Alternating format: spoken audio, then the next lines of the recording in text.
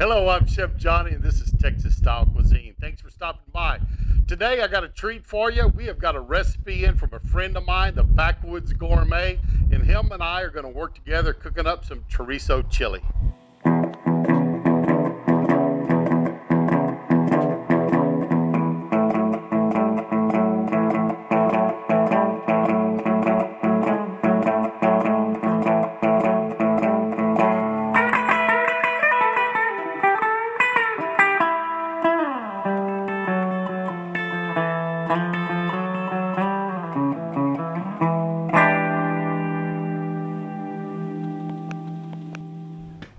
We're going to get started on this chili. It looks like an excellent recipe. I'm excited about doing it, especially doing it with Backwoods Gourmet.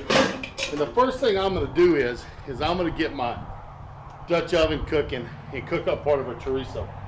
Now, there's different ways you can do this. You want to get a really good hot heat. You can use a stove, but if you just have your coals, you put extra coals underneath to get it up. But what I'm going to do is I'm going to sit it right on top of my chimney starter. And this is my 12-inch cap-made oven. And what we're going to do is we're going to get it started right here. And that way that heat is concentrated from those charcoals starting, and I can go ahead and start doing some frying in it right now. This oil is good and hot, so I'm going to start getting this chorizo in here. And what I've done is, you can see, is I've made little meatballs into this chorizo. Oh, we got sizzling. And what the recipe called for was to take a pound of your chorizo and mix it with 1 egg. And I made a bunch of little small meatballs that we're going to put up here, and we're going to brown the outsides of them real good. These meatballs are about ready to go, but let's check in with the Backwoods Gourmet and see how his are looking. So we had those in there with just a little bit of oil. And we're browning off the meatballs. We want to kind of get them to stay together, but we want that fond on the bottom of our Dutch oven also. Just go in there and gently turn them every once in a while. These are looking pretty good. What I think I'm going to do is I'm going to take these off this higher heat, put some heat up on the lid, and just let these cook.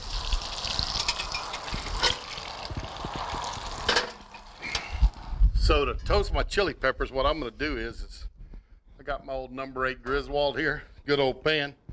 Set it right up on top, get it hot, and I'm going to put my chili peppers right in there. Okay, it's part of our prep for the chili. We have these are some dried New Mexican hatch chilies sent over to us from San Antonio. So that's going to be the chili component, or part of the chili component for our chili. So we're going to just roast them a little bit in some good old cast iron there until they start smelling awesome. These are actually broken in the bag I had. If these are together, those chilies will start puffing up. I actually have a video that you can go to. I'll put a link for it down below where you can see how I totally do the whole process. I'm not going to show the whole process here today, but I'll put a link to that video where you can see how I rehydrate peppers, and I make some salsa out of them. So maybe they'll help you out a little bit. Okay, when those things start making you cough,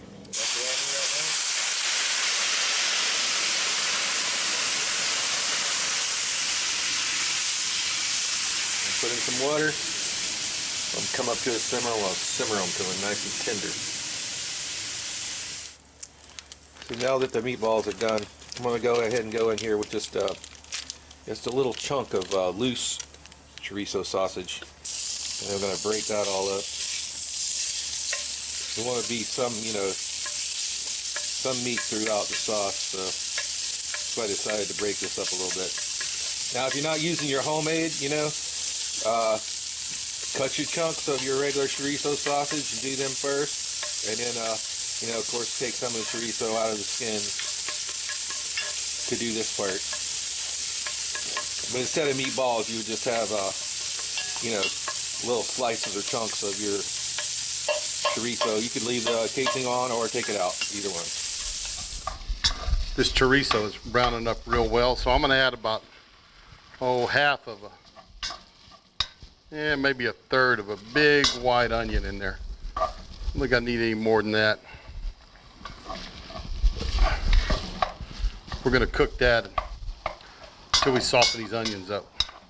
Also, we're going to go ahead and we're going to do beans with this. You know, I know traditional Texas style chili does not have beans.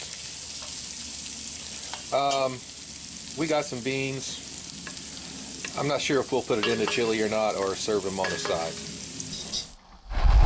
Now that that onion's almost done, I'm gonna put in about 2 tablespoons. It's about 6 cloves of fresh garlic.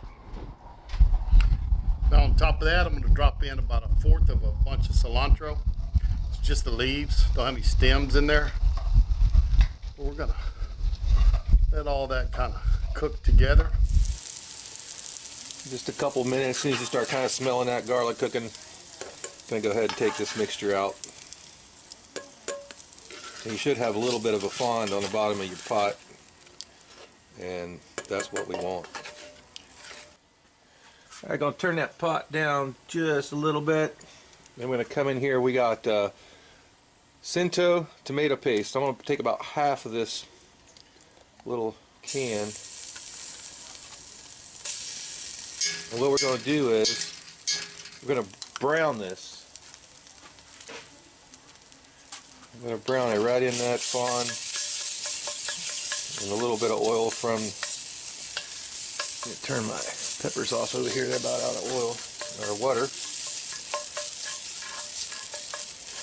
And this is really going to bring out the bouquet of those tomatoes in that paste. These are very concentrated, as you know, and there's some magic that happens here at this step.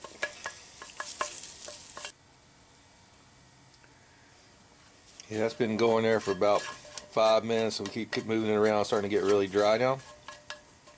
So we're going to go in with a half onion, and the moisture, as soon as it starts coming out of those onions, it's going to start mixing with that roasted tomato paste, and that's what it really is, roasted. You know, we're bringing like that fire roasted flavor out of it. You notice it's changed, it's got a lot darker now. Now I'm going to add in a can of diced tomatoes, with juice and all. Stir that into our paste and our onions. Just work that paste into the tomatoes real well. I'm going to add in a little bit of my stock. I didn't have any beef stock, is what his recipe called for. But I'm using a tomato Knorr brand, Knorr, tomato with chicken. I love this stock. It's a great stock. So everything's off the bottom there. It's looking pretty good. We're gonna let that cook, get it simmering a little bit, and then we'll get back with you. At this point, we put the lid back on.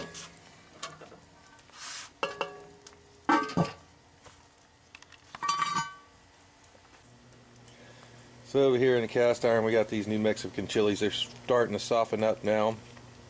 Takes them about a half an hour at a low, gentle simmer, and as soon as they get nice and soft, then we're gonna whiz them in the food processor. Well, let me tell you, I'm gonna take my sausage, put it back into my tomatoes now, and of course that has my cilantro with it and my onions. Put that in and warm it back up. So here's our chili paste from the chilies that we dried chilies. We roast them in a hot pan. We cooked them for 30 minutes with water, and then we pureed them. And I tested this. These ones straight from New Mexico, pretty damn hot. I'm going to go first with about maybe 3 tablespoons of those at most. We're going to stir those in. We're bringing this back up to a simmer, and in a little bit we'll check it for heat.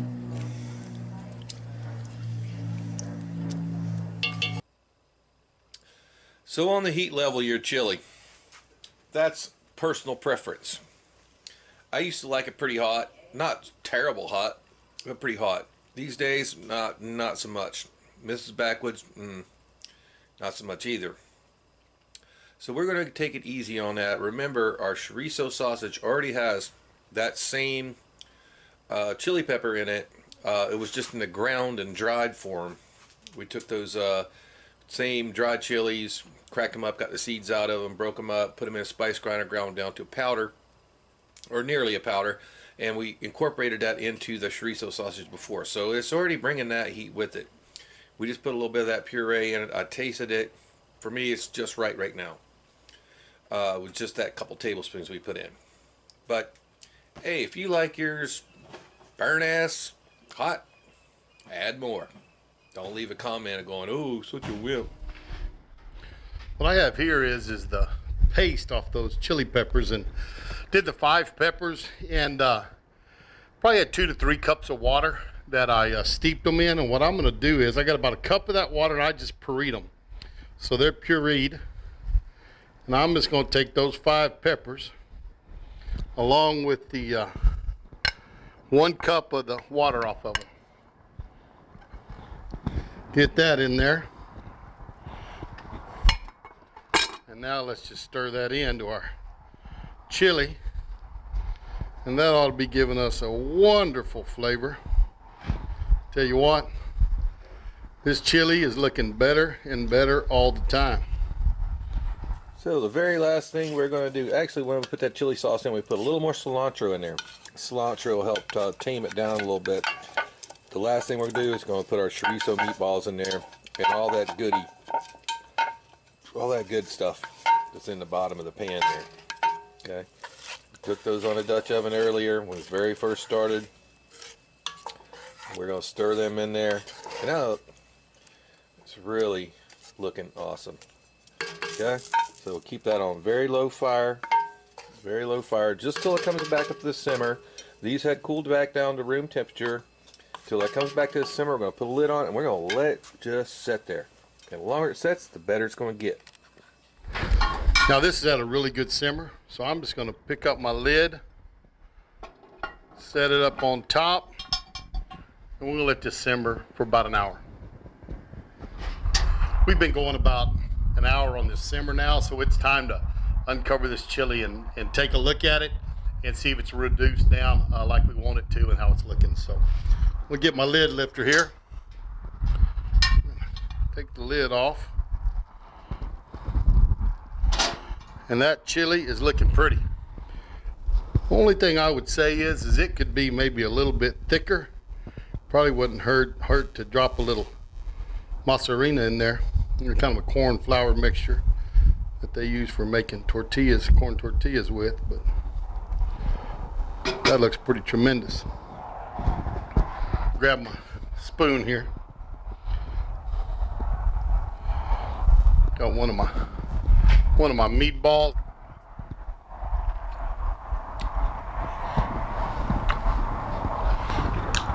That's good chili. Nothing wrong with that at all. I think I might add a touch of salt to it.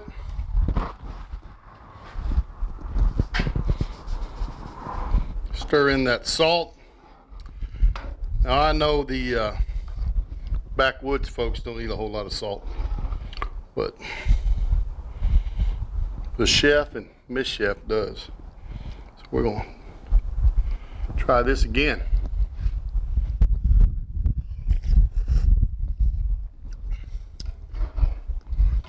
Oh yeah, good stuff. Now this chili's about done. One last ingredient.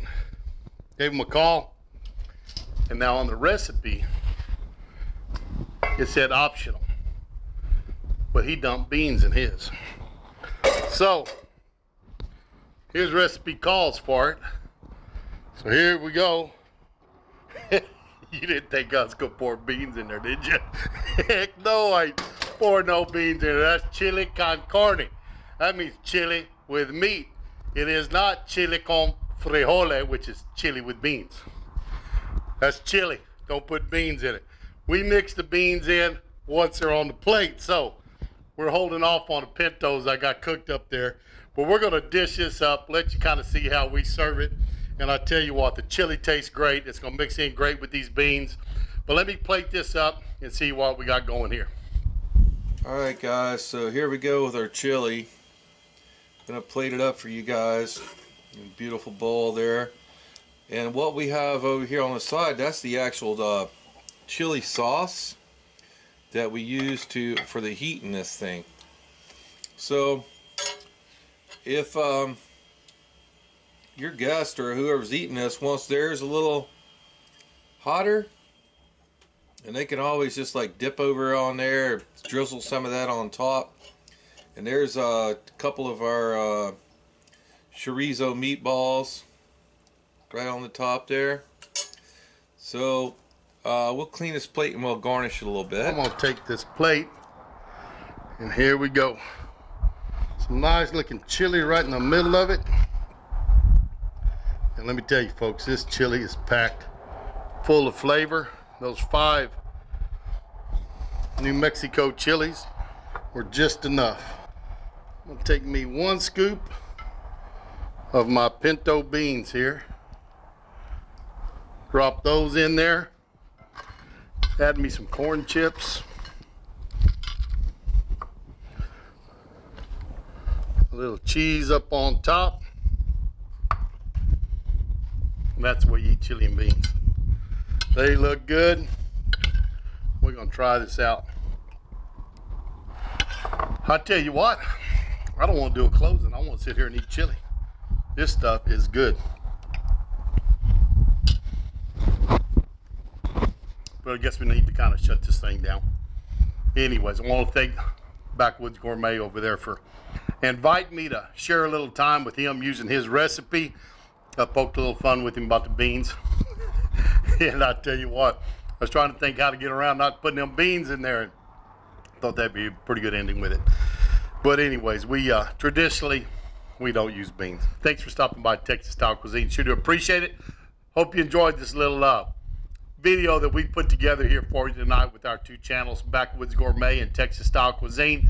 If you did, go down there and give us a thumbs up. Make sure you like my version. Make sure you go over there to his channel, like his version too. If you've never subscribed him, subscribe that channel and hit that notification bell so you know every time he puts up a video. If you do the same for me, I sure would appreciate it.